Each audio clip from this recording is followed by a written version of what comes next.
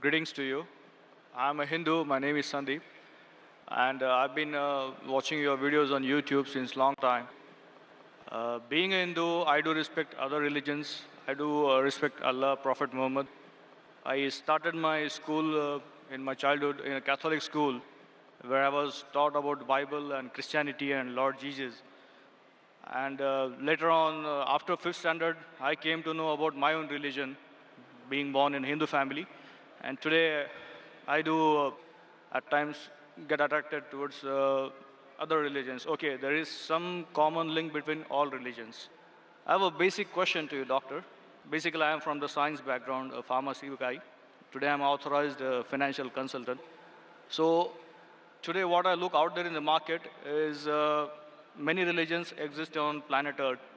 If human being is the same, if human organs are the same, if the human body system follows the same heartbeats, blood flow, the same blood, the same ears, the same nose, if everything is the same, the creator has to be the same, the supreme power is the same. So if the supreme power is the same, why do so many religions exist on earth today?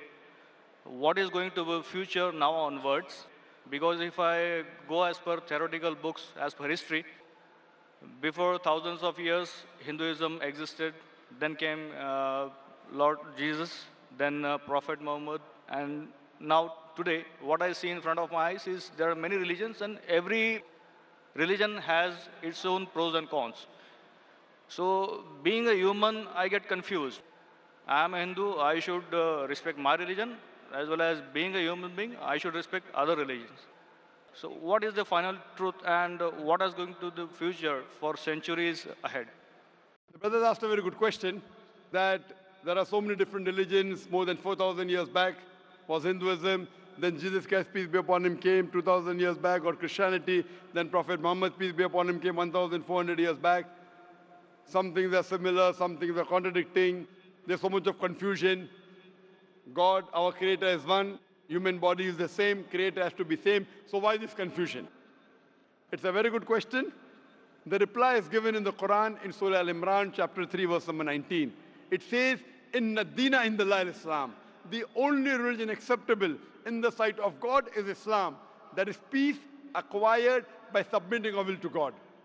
Almighty God only gave one religion to the human beings.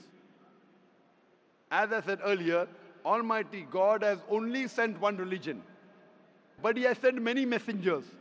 When He sent messengers who got messages, by the passage of time, the message got changed. Again a new messenger came, he brought a fresh message. Again the people changed it, again a new messenger came. It happened for many years, down the ages. But all the messengers brought, the basic message was the same. Almighty God, the last and final message was the Quran. Now you will ask me this question, that why did God reveal the Quran 1400 years back? Why didn't He reveal the Quran directly? Reveal the Quran directly? No confusion. You know, my son, he wants to become a doctor. He tells me, Father, Abba, why do you put me into nursery, then junior KG, senior KG, first standard? Why you put me in school? Directly put me into medical college.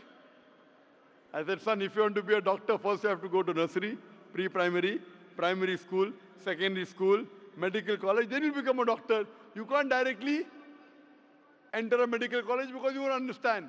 So Allah subhanahu wa ta'ala, who is our creator, He knows very well that human being would not be able to grasp the complete message of the Quran if it was revealed earlier.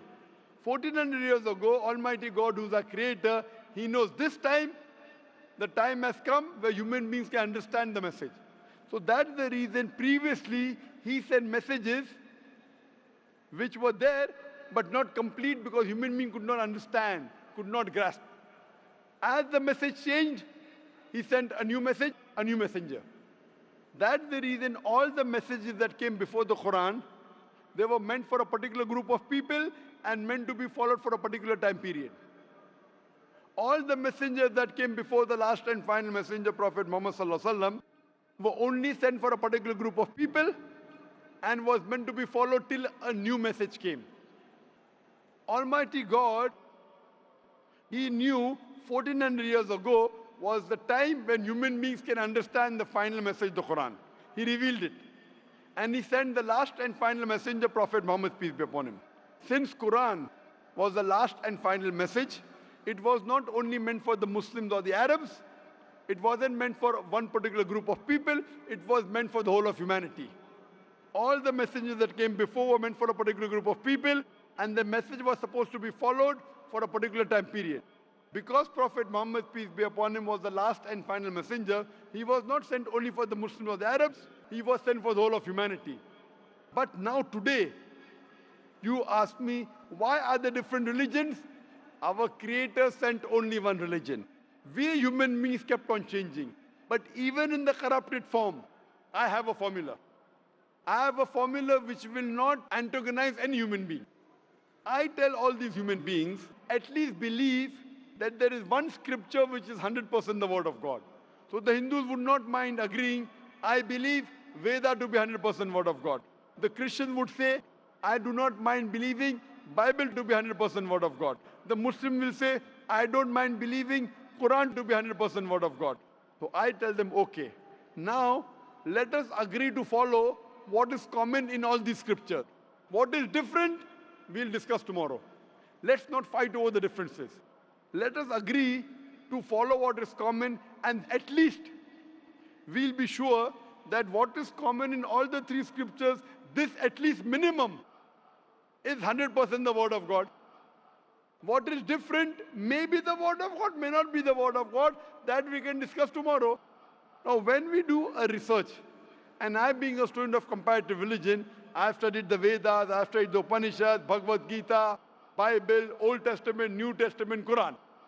Now, when I do research, I've come to know that all these scriptures say that there's one God. All the scriptures say that God has got no image, has got no photograph, no painting, no statue, no idol. All the scriptures say that Almighty God does not beget nor is He begotten. All the scriptures say that the last and final messenger to come is Prophet Muhammad, peace be upon him. I have quoted in this session many verses from Hindu scripture that Prophet Muhammad is the last and final messenger. I have quoted from the Bible. I have quoted from the Quran. So at least let us agree to follow what is common. Bible, Vedas, Quran, all three say that you should not have alcohol. And I've quoted that in my earlier answer. All three say that you should not gamble. All three say that you should not have pork. So let us agree to follow what is common. So you have to agree that there's one God. You have to believe Prophet Muhammad is the final messenger of God. You should not have alcohol. You should not have pork. To pray, we have to do the sujood. All these are common points. So I'm asking the question that if you say you are a Hindu and you say that you respect other religions, I'm asking the question, do you believe that there's one God? As per books, I do. Do you believe that idol worship is prohibited? That's a confusing area. It's very clear in the Hindu scriptures. Yajurved chapter 32 verse number 3, Na tasya pratima asti. Of that God there is no pratima, there is no photograph, no painting, no image, no idol, no statue. Same thing is repeated in Svetasvatara Upanishad, chapter number 4, verse number 19. Na tasya pratima asti. Of that God there is no pratima, no image, no photograph, no painting, no statue, no idol. What's confusing, brother? I mean, today my knowledge is just like an infant. No, if your knowledge is like infant, when a person of knowledge talks, you should believe it. True.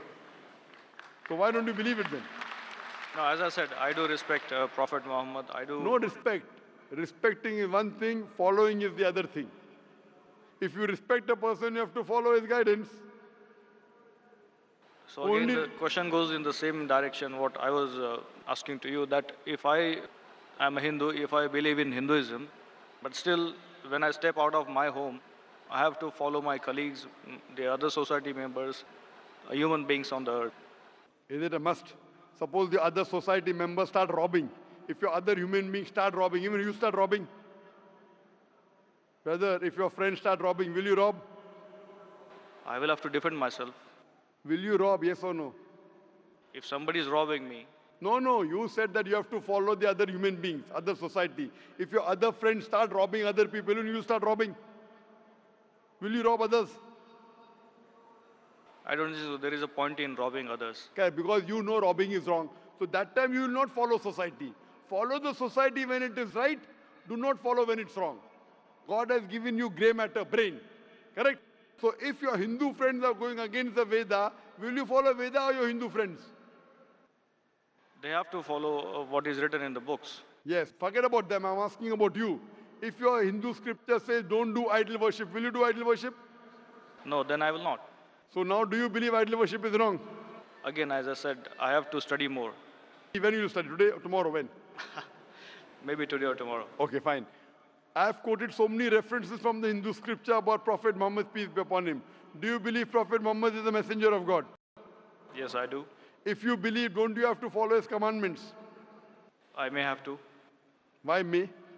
Again, I'm not If you clear. may believe in, then you may. If you do believe in, you do have to follow. It's simple English. If you say maybe he is a messenger of God, then you can say maybe I'll follow him. When you say surely the messenger of God, then you have to follow him surely. Why? But Will a messenger of God deceive you? But again, do I have to be a Muslim to follow Prophet Muhammad? No, no, you have to be a good Hindu also.